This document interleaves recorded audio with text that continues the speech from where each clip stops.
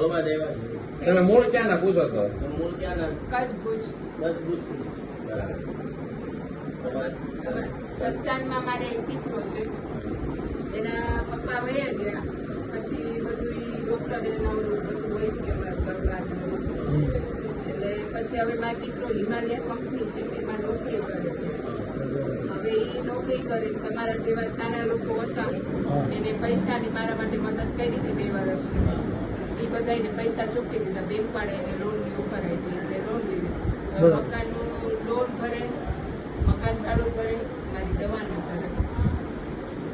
એના લગ્ન થઈ ગયા છે? ના નથી, એને ના પાડી. તમે હાથે છે?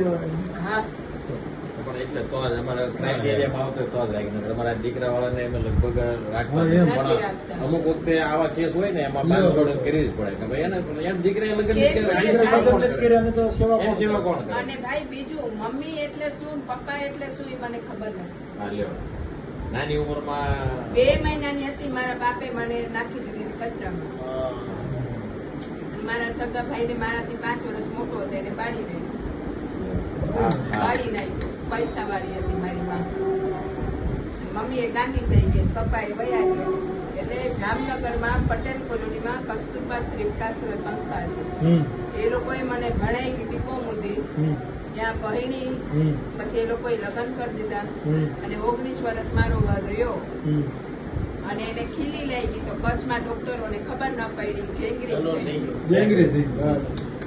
એમાં એ માણસ વયો ગયો. અને મારો છોકરો 8મા ની પરીક્ષા ને દિવાળીની પરીક્ષા દીધી હતી ને એ વયા ગયા.